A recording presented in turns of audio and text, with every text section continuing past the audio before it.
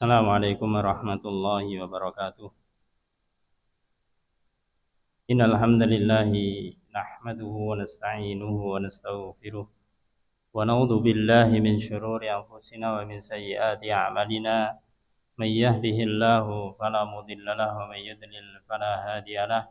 Asyhadu an la ilaha illallah wahdahu la syarika lah wa asyhadu anna Muhammadan 'abduhu wa rasuluh. Qala Allah Ta'ala fi kitabihil karim, ya ayyuhalladzina amanu taqullaha haqqa tuqatih wa la tamutunna illa wa antum muslimun. Amma ba'd, fa inna astaqal hadits kitabullah wa khairal hadi hadi Muhammadin sallallahu alaihi wasallam. Wa syarrul umuri muhdatsatuha wa kullu muhdatsatin bid'ah wa kullu bid'atin dhalalah wa kullu dhalalatin finnar. Allahumma sholli ala Muhammad wa ala alihi wa ashabihi wa man tabi'ahum bi ihsanin ila yaumiddin. Ayyuhal ikhwah azani wa azakumullah jamaah salat maghrib yang semoga selalu dirahmati Allah Ta'ala. Alhamdulillah, puji syukur kita panjatkan kehadirat Allah Ta'ala atas segala nikmatnya. Pada kesempatan malam ini alhamdulillah kita bisa melanjutkan kembali menyampaikan atau membacakan itu suatu kitab yang berjudul Fawaidul Fawaid, itu faidah-faidah dari faidah-faidah. Artinya begitu besar faidah yang kita baca, yaitu tulisan dari Al-Imam Ibnul Qayyim Al-Jauziyah rahimahullah ta'ala. Ayyuhal ikhwah azni wa asqullah, kita melanjutkan yaitu faslun, pasal yang masih kita bahas di awal, Kitabullahil mastur wa kitabullahil mandur. Kitab Allah Al-Quran itu ada yang mastur dan ada kitab Allah Al-Quran ada yang mandur. Mastur artinya yaitu tersurat, tertulis. Adapun mandur itu terlihat, tampak. Maka di dalam pembahasan ini disebutkan bahwasanya Allah Subhanahu wa Ta'ala itu menyeru kepada hambanya, kepada kita semuanya, itu untuk mengenal Allah Ta'ala, maka tidak perlu bingung. Cukup dengan memperhatikan Al-Quran. Cukup dengan memperhatikan Al-Quran. Karena di dalam Al-Quran ada dua hal. Yang pertama, dalam Al-Quran dijelaskan di dalamnya, yaitu apa? Apa saja yang Allah lakukan.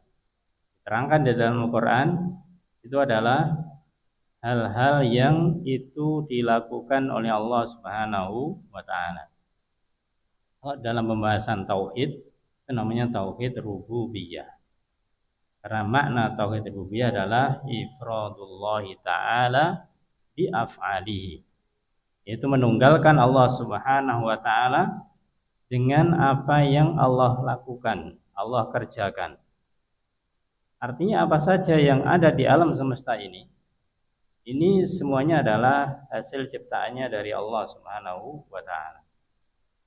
Jadi yang pertama, di dalam Al-Quran dijelaskan tentang hal ini.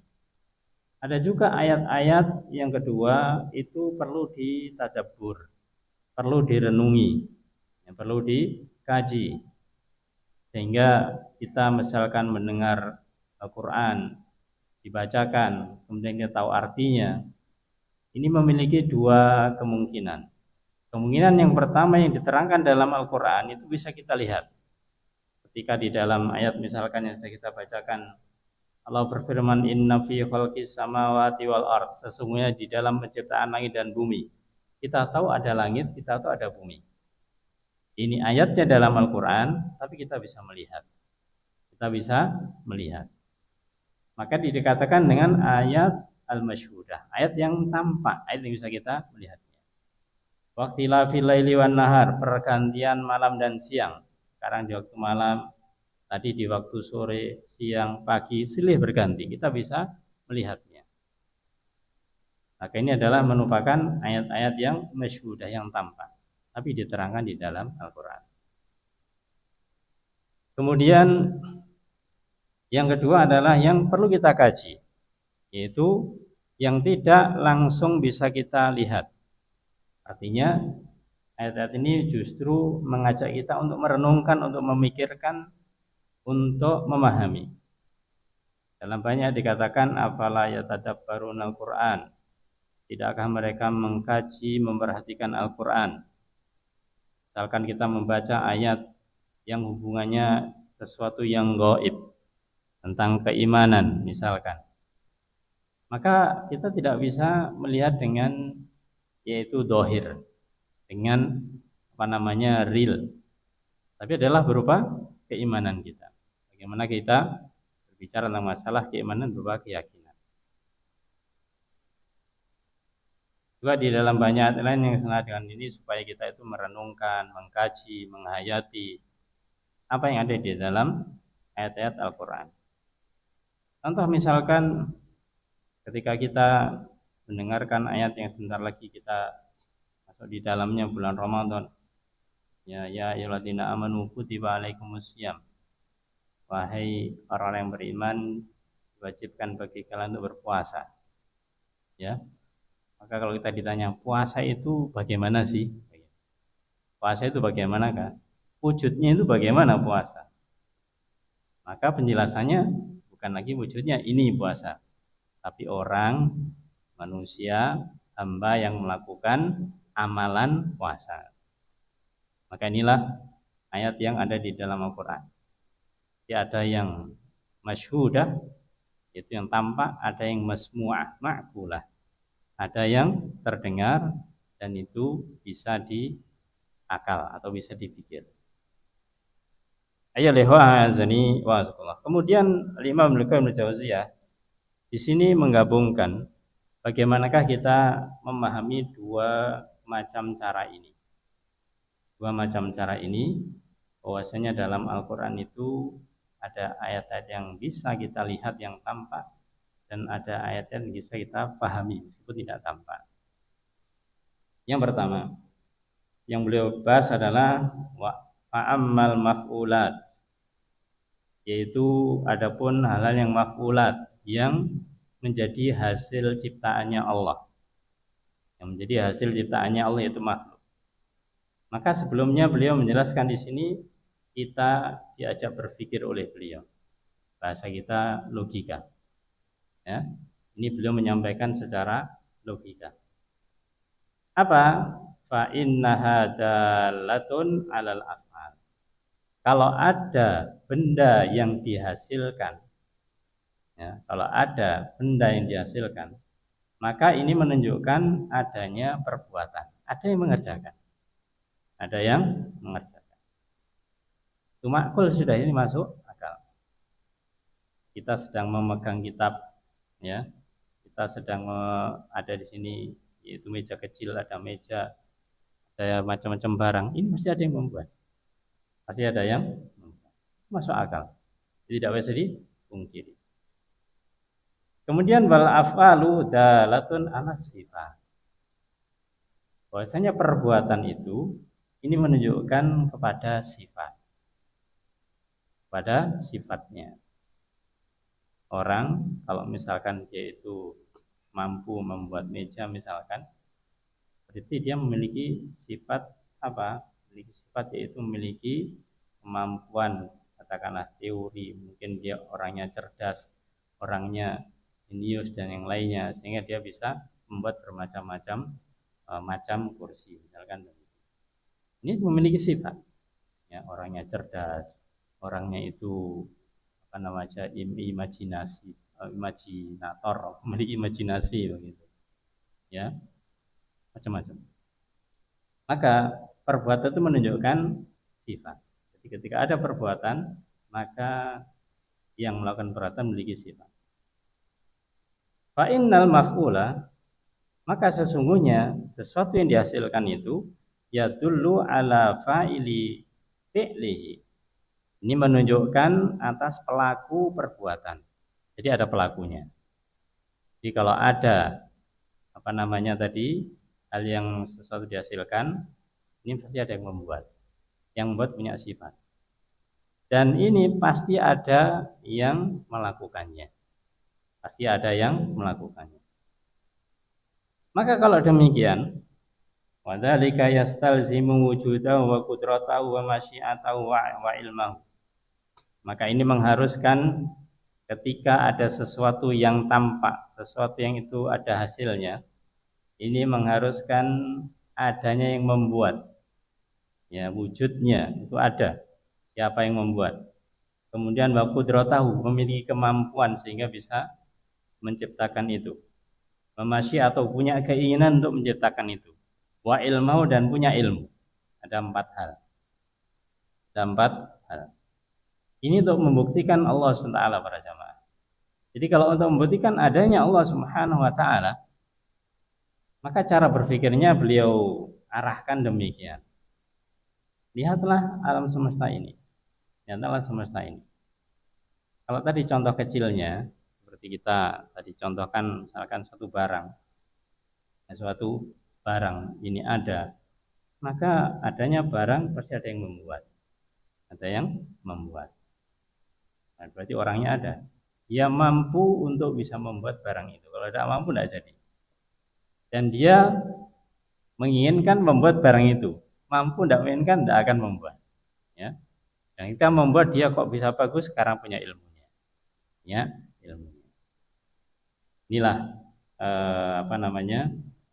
cara berpikir yang disampaikan oleh beliau untuk mengetahui keberadaannya Allah Subhanahu wa taala. Kalau barang kecil, meja, kursi dan yang lainnya itu sudah jelas menunjukkan ada yang membuatnya. Apatah lagi alam semesta ini. Gak mungkin adanya, yaitu bahasa Jawanya ujuk-ujuk. Tiba-tiba ada begitu, mustahil. Ya, mustahil. Pasti ada yang menciptakan. Ya, kadang-kadang para jamaah, kenapa orang-orang katakanlah orientalis, orang barat, dia itu sibuk dengan mencari teori ini, teori terjadinya ini, terjadinya itu. Ya karena memang mereka tidak punya keimanan. Sehingga dia bingung, ini kok ada ini, kok ada itu, dari mana, sumbernya mana. Ini membuat teori-teori yang tidak pasti. Ketika memiliki teori satu ini, ternyata menemukan yang baru. Berarti teori ini salah, ganti ini. Kalau orang beriman, alhamdulillah. Ya, nggak perlu ribut, nggak perlu sibuk dengan itu apa? Lihat ayatnya, adanya langit, adanya bumi, bahkan apapun yang di angkasa yang kita tidak tahu. Kita meyakini itu adalah semuanya Allah yang menciptakan. Selesai. Mereka sibuk mengeluarkan biaya, tenaga, penelitian itu. Kita nggak perlu mengeluarkan apa-apa, kita yakin. Apapun yang ditemukan dia, itu adalah ciptaannya Allah. Selesai. Inilah kemudian untuk mengenal Allah Ta'ala. Maka dikatakan listihali suduril fi'lil al-ikhtiyari. Maka ini sesuatu sebab ini adalah mustahil kalau misalkan perbuatan yang ada sifatnya ikhtiar, yaitu pilihan ini min ma'dumin, sesuatu yang tidak ada. Maksudnya asalnya tidak ada, tahu-tahu ada begitu. Ini tidak mungkin. Mesti ada yang mengadakan. Au mawjudin la qudratalah wala hayata wala ilma wala irada. Atau ada, asalnya ada, tapi ternyata tidak punya kemampuan, tidak punya, atau dia tidak hidup, tidak punya ilmu, tidak punya keinginan. Ya, jadi tidak ada juga. Ini menunjukkan bagaimanakah kita untuk mengenal Allah Subhanahu wa taala simple, gampang saja. Kalau ada makhluk artinya yang diciptakan, maka mesti ada al-khaliq yang menciptakan, yaitu Allah. Selesai. Ini salah satu uraian beliau. Kemudian lebih detail beliau sampaikan bagaimanakah hubungannya ayat Al-Quran yang masyhudah wal masmu'ah, yang tampak dengan yang terdengar atau tertulis.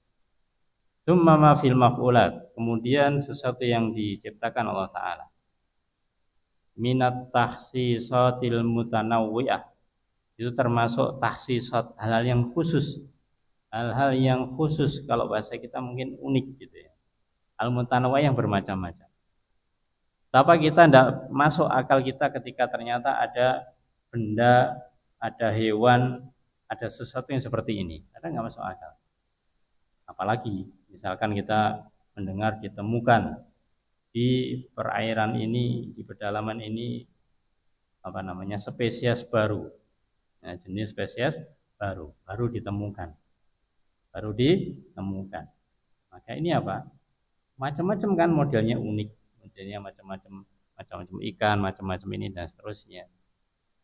Ini adalah semuanya adalah ciptaannya Allah, selesai kalau bagi kita, bagi orang. Maka ini maknanya atau apa namanya pelajaran yang harus kita pahami. Dalun ala iradatil fa'ili. Ini menunjukkan atas keinginan al-fa'il yang melakukan. Itu Allah Ta'ala menginginkan menciptakan itu, menciptakan itu, menciptakan itu. Wa anna fa'alahu laisa bit-tab'i. Dan sesungguhnya wa anna fi'alahu bahwasanya perbuatannya itu laisa bit-tab'i, tidak secara spontan, tidaknya secara tiba-tiba tanpa keinginan. Sudah Allah atur, Allah menginginkan ini, menginginkan itu, sudah semuanya diinginkan Allah Ta'ala. Kenapa? Bihaitsu yakunu wahidan ghairu mutakarririn, di mana itu jadi sekali tidak bisa diulang-ulang. Kenyataannya Allah menciptakan manusia saja, kita ciptakan manusia, dan ini terus ada manusia. Tapi Allah menginginkan apa? Yang satu jenis laki-laki, yang satu jenis perempuan. Yang laki-laki maka modelnya begini, yang perempuan modelnya begini. Laki-laki yang ini sekeluarga, ada yang dia mirip dengan orang tua ayahnya, mirip dengan tua ibunya. Allah semuanya menciptakan itu semuanya. Ya, maka ini semuanya menunjukkan yaitu keunikan-keunikan yang bermacam-macam. Ini semuanya menunjukkan Allah menginginkan demikian. Maka itu para jamaah, kalau kita mengenal Allah, bahwasanya Allah menginginkan hamba-hambanya termasuk kita ini menjadi manusia seperti yang ada pada kita sendiri, maka kita akan bersyukur. Kita akan bersyukur kepada Allah Ta'ala, kita diciptakan sebagai seorang hamba, entah laki-laki atau perempuan, kemudian fisik kita demikian, wajah kita demikian, hubungan kita demikian, kita bersyukur kepada Allah Subhanahu wa Ta'ala. Karena itu keinginannya Allah. Siapa di antara hamba yang dia ridho atas apa yang diinginkan Allah Subhanahu wa Ta'ala, itulah hamba Allah yang sebenarnya. Namun sebaliknya, kalau seseorang sudah diberi banyak kenikmatan, banyak kemudahan Allah Ta'ala, tapi kemudian tidak ridho, ya maka ini menjadi kufrun nikmah. Orang yang kufur terhadap nikmatnya Allah Subhanahu wa Ta'ala. Sudah diberi katakanlah anggota badan yang lengkap, masih saja kurang, bahkan dikurangi, bukan kurang, bahkan dikurangi. Sudah diberikan wajah yang lengkap, rasanya kalau misalkan muka ini ada alisnya, ya ada itep ya Pak, bulu rambutnya, ada hidungnya, ada pipinya, ada lisannya atau mulutnya, sudah lengkap semuanya. Tapi dia tidak menerima, waduh kok pipi saya seperti ini, operasi plastik, katanya agak gemuk dikecilkan, yang terlalu krempeng ditambahi, repot ini. Ya, ini nggak menerima itu nikmatnya Allah Ta'ala, itu dilarang.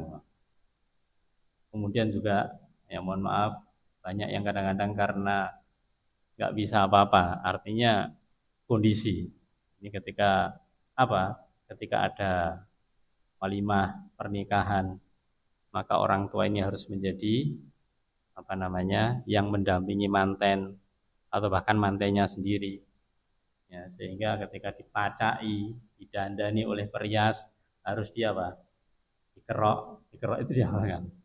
Jadi hilangkan ini alisnya ini, naudzubillah. Itu pemberian Allah, masya Allah. Ya kok dihilangkan, ya. Kemudian diganti dengan apa? Istilahnya nggak paham. Kayak dengan spidol, dengan pensil yang itu. Biar kelihatan tambah bagus. Ya hanya satu kemudian dia bingung, kena air hilang, tambah jadi aneh, gitu kan begitu. Ya itu dilarang di dalam Islam. Kenapa? Ya karena sesuatu yang sudah Allah ciptakan secara sempurna, ketika dia itu dirubah, menambah atau mengurangi jadi tidak sempurna, itulah yang aneh akhirnya. Makanya Allah melarangnya demikian itu. Ya. Nah, kemudian wa ma fiha minal masalih wal hikami wal ghayatil mahmudah.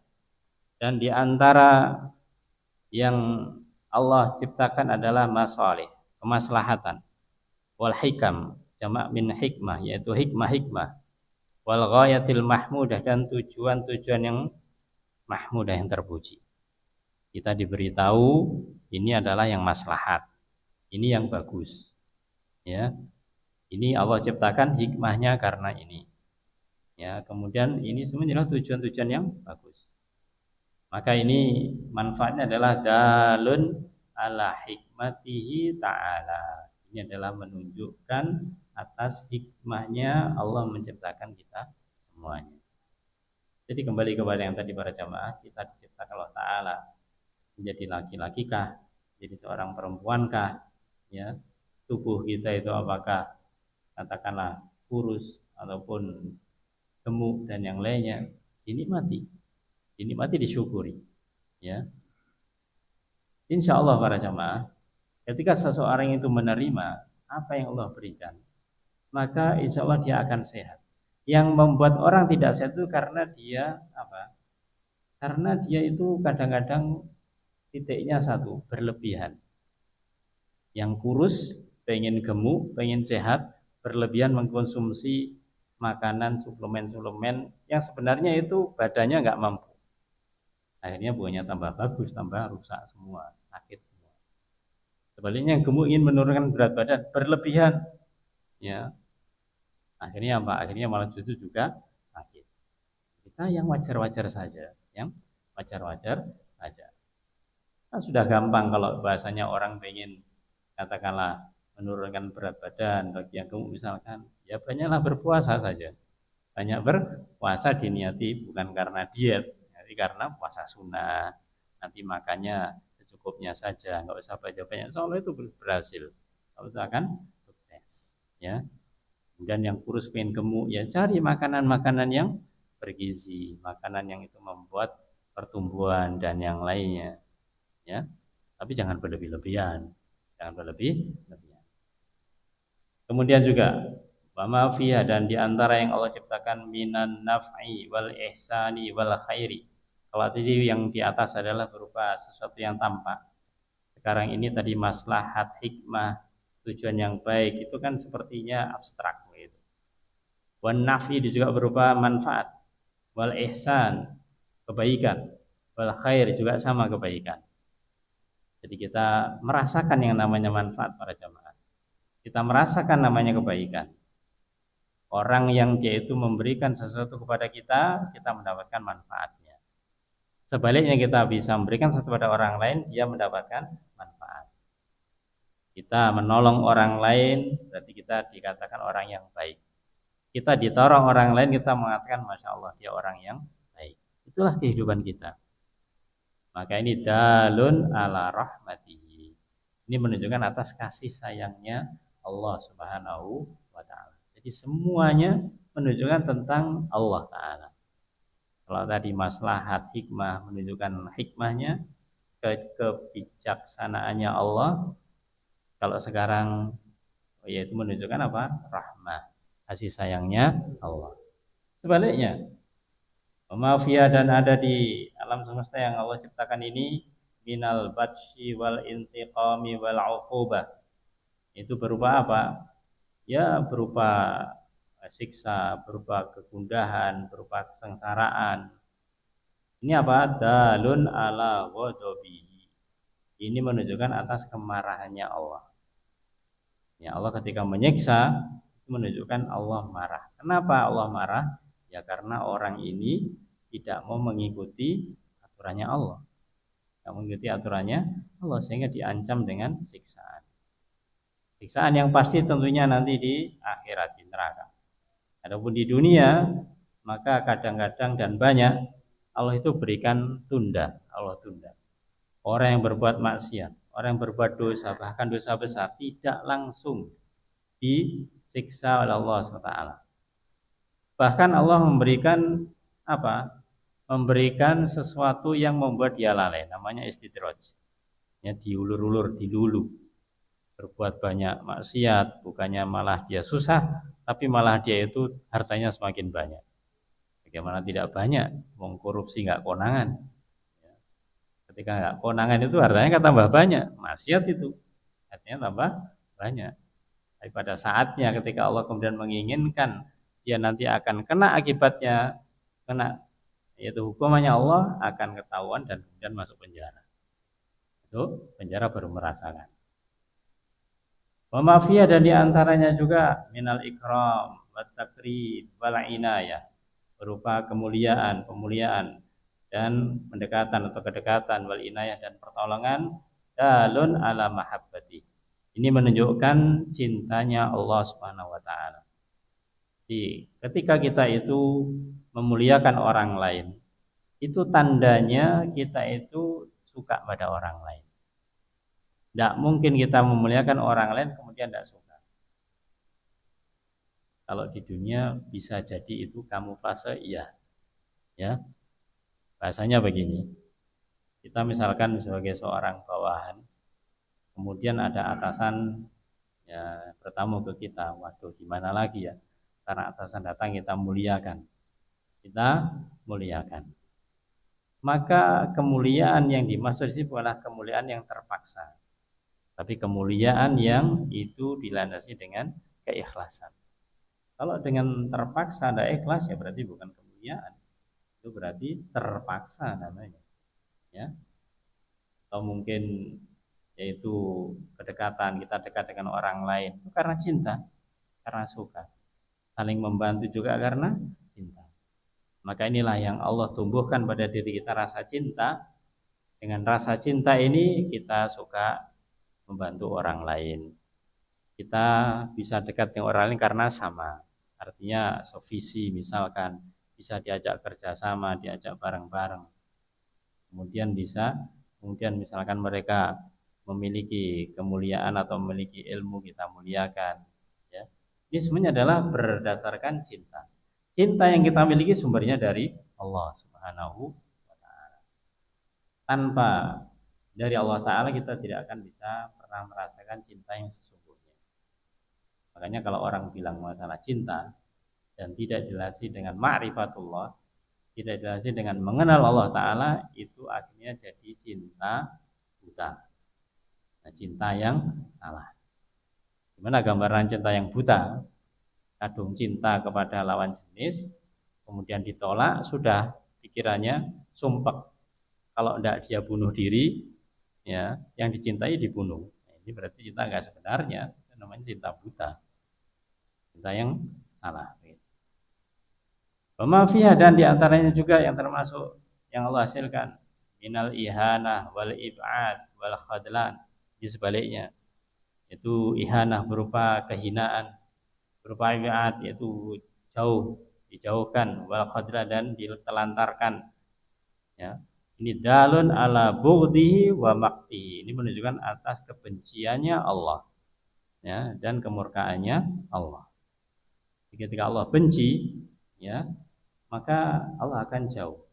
Allah akan jauh kepada seseorang. Makanya ketika kita itu membenci orang lain, para jamaah, maka yang muncul adalah sesuatu yang tidak baik.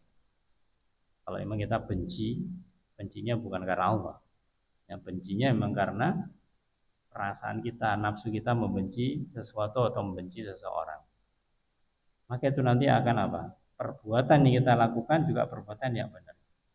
Misalkan kita benci kepada seseorang, ini kita merencanakan gimana orang itu supaya jatuh. Kita membuat upaya, membuat makar supaya orang itu jatuh. Maka karena kita amalkan amalan-amalan yang tidak benar, amalan buruk, maka kemudian Allah juga membenci perbuatan kita itu. Dan disinilah bagaimanakah lengkapnya hal-hal yang ada di keseharian kita ini menunjukkan tentang sifat-sifatnya Allah Subhanahu wa taala. Selanjutnya wa ma fiha, dan juga yang ada di dalamnya termasuk yang Allah ciptakan min ibtida'i syai' fi ghayatin nafsi wad du'fi, yaitu Allah mengadakan sesuatu, memulai sesuatu, menciptakan sesuatu dari awal. Fi ghayatin naqs, tapi ternyata yang diciptakan adalah dia memiliki kekurangan. Asalnya dia kurang. Wadaf atau lemah, memiliki kelemahan. Tsumma sauqihi ila tamami. Kemudian Allah buat dia itu berkembang sampai sempurna. Itulah kejadian kita para jamaah. Kita ini asalnya yang namanya janin. Ya kan, namanya manusia asalnya dari janin, lahir jadi bayi kan begitu. Asalnya kan dia itu lemah, asalnya masih kurang. Ketika janin baru berapa lama, jari jemari belum ada. Setelah sekian lama, kemudian Allah tumbuhkan jari ini. Ya, kemudian disempurnakan, ya, sampai semua anggota badan ada, kemudian lahir. Lahir pun masih dalam keadaan lemah, nggak bisa apa-apa, bergantung kepada ibu kita, ya. Maka kemudian Allah sempurnakan. Artinya dengan diberi nikmat apa? Diberi nikmat yaitu orang tua kita merawat kita, ya, dengan memberikan kalau masih bayi dengan asinya, ya, kemudian diberikan makan ketika saya kecil dan yang lainnya sampai tumbuh dewasa seperti yang kita rasakan sekarang ini. Wa nihayatihi, dan juga setelah kita sempurna sampai nanti akhir kita. Akhir kita itu apa? Kematian. Akhir kita adalah kematian. Yang sebelumnya adalah sesuatu yang tidak ada, bahkan tidak ada nilainya, artinya banyak kekurangan, lemah, kemudian tambah bagus sempurna, akhirnya mati. Apa hikmahnya ini? Dalun ala wuqu'il ma'ad. Ini menunjukkan akan terjadinya ma'ad, yaitu hari kiamat.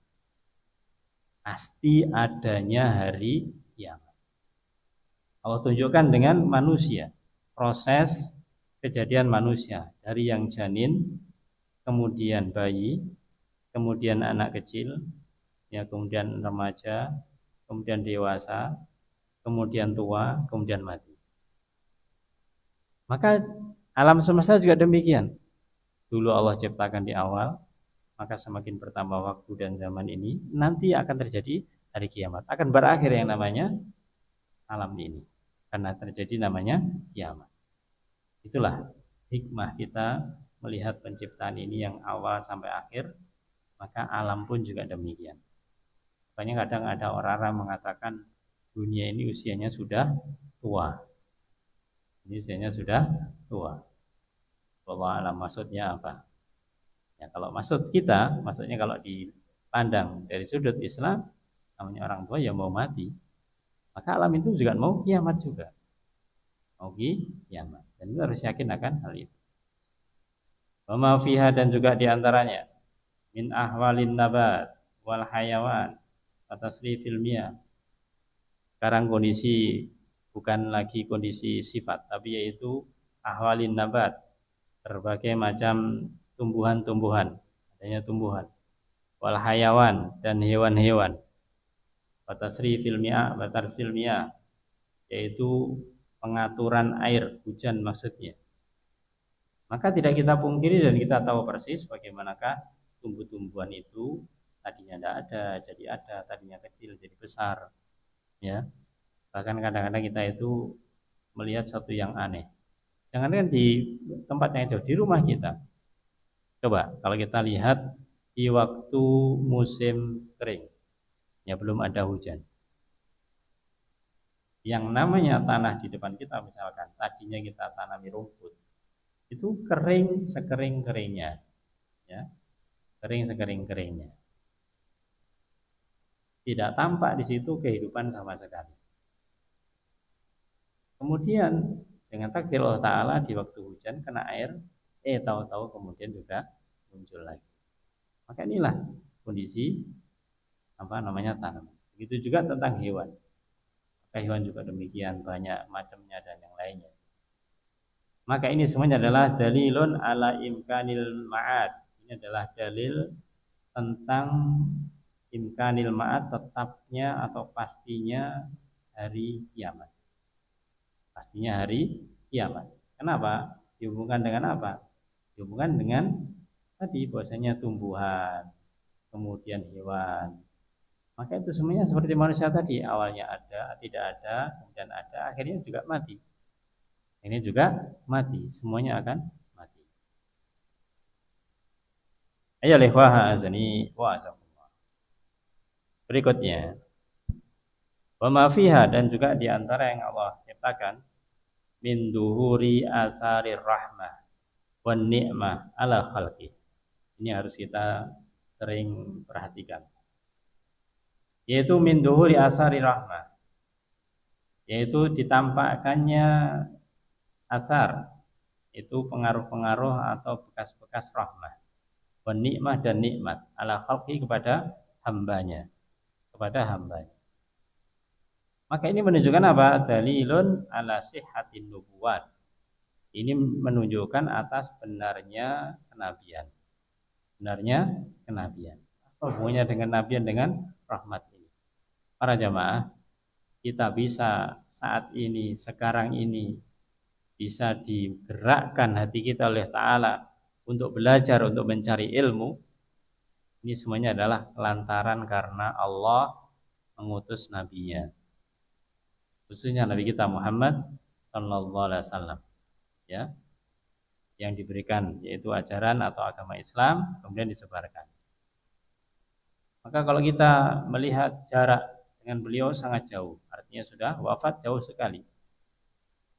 Namun ketika kita itu mempelajari Islam, kita memahami tentang dengannya, kita mengamalkannya, ya, maka betapa banyak nikmat-nikmat yang bisa kita rasakan. Dikarenakan apa? Dikarenakan kita menerima yaitu ajaran-ajaran dari Nabi kita Muhammad sallallahu alaihi wasallam.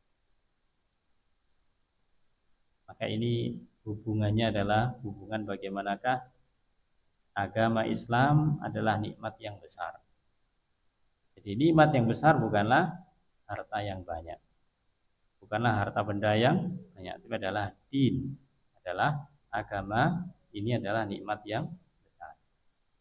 Maka dari itu dikatakan ketika kita itu memiliki din, memiliki agama ini, jangan dijual seenaknya. Jual seenaknya maksudnya apa? Kita kemudian tidak mengamalkan ajaran itu, ajaran Islam ini, karena adalah nikmat yang besar. Ibarat ketika kita punya barang yang berharga, maka kita tidak mudah-mudah untuk memberikan kepada orang lain. Kalau kita berikan, kita tidak punya, kita akan tidak punya. Maka Islam adalah merupakan nikmat dari Allah dan rahmat dari Allah Subhanahu wa ta'ala.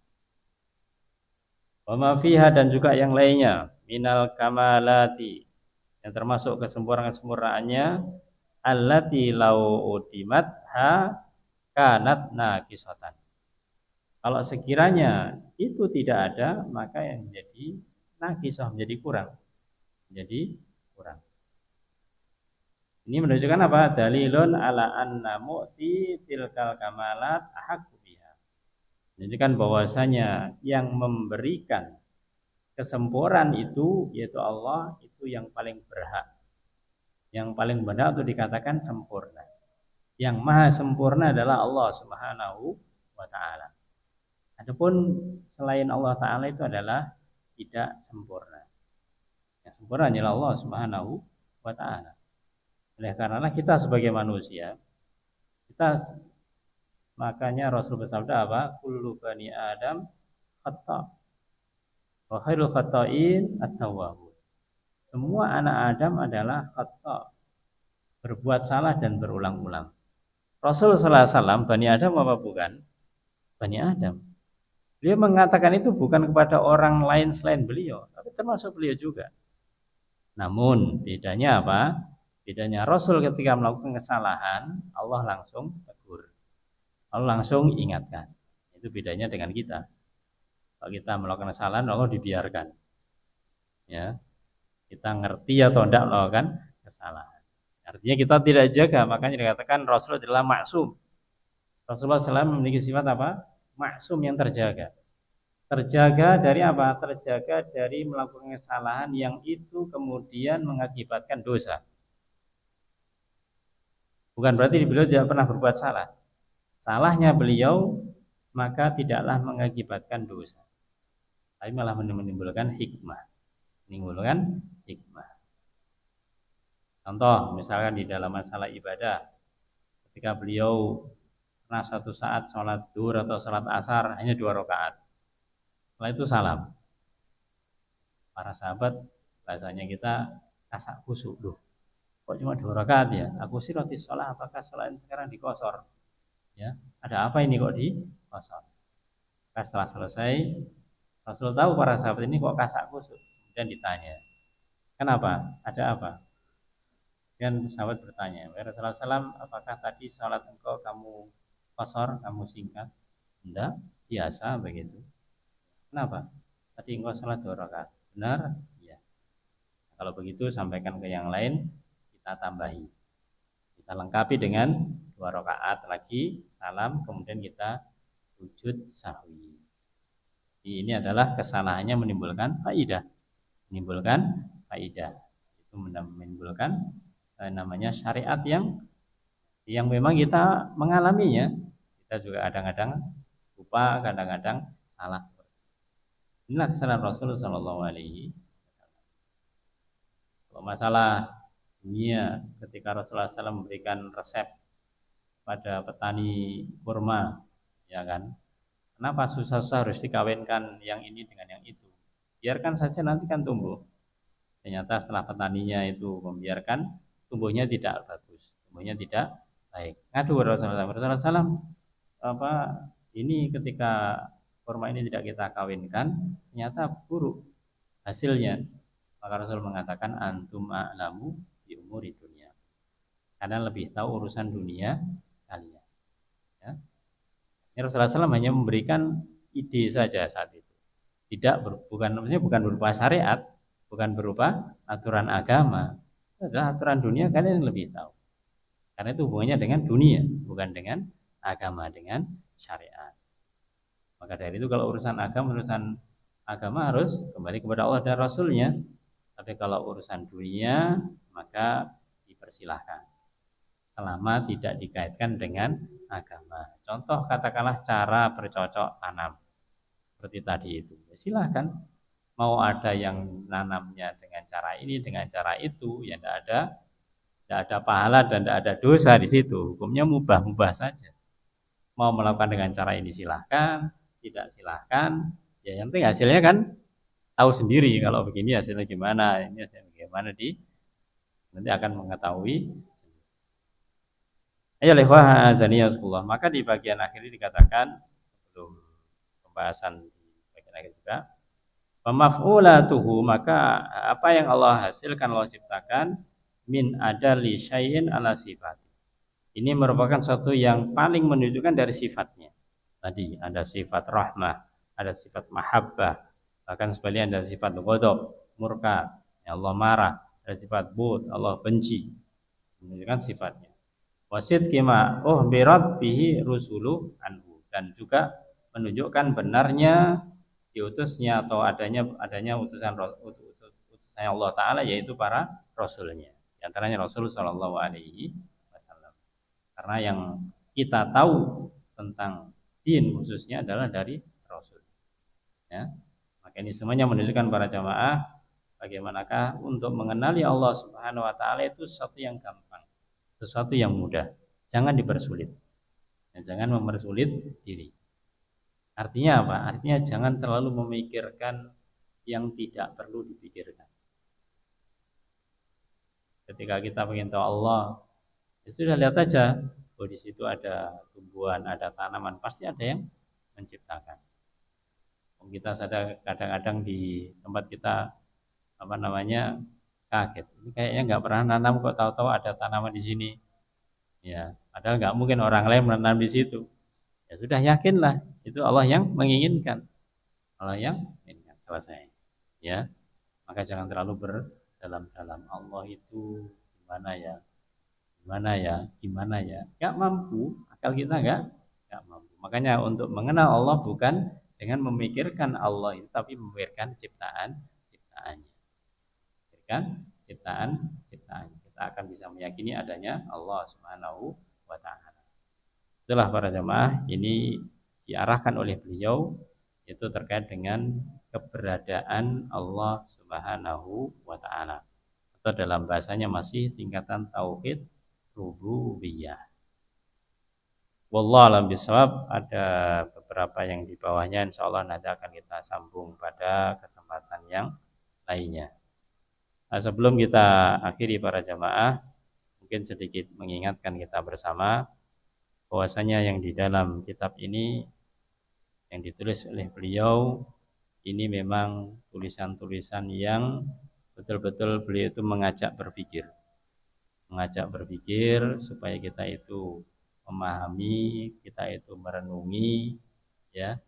Jadi ini semuanya bukanlah sesuatu yang abstrak dalam arti nggak bisa dicerna, tapi sesuatu yang bisa dipahami, yang bisa dimengerti, ya. Din agama itu seperti itu. Intinya tadi ada yang Allah tampakkan, ya.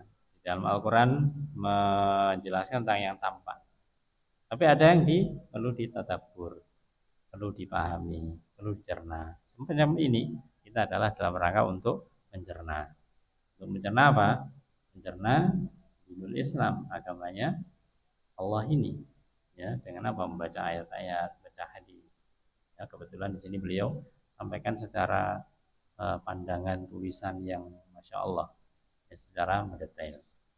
Wallahu bisawab. Semoga Allah Ta'ala memudahkan kita untuk senantiasa kita itu istiqomah di jalannya, dan kita senantiasa untuk dekat kepada Allah Ta'ala dengan menjalankan berbagai macam ketaatan kepada Allah Subhanahu wa Ta'ala. Amin ya rabbal alamin.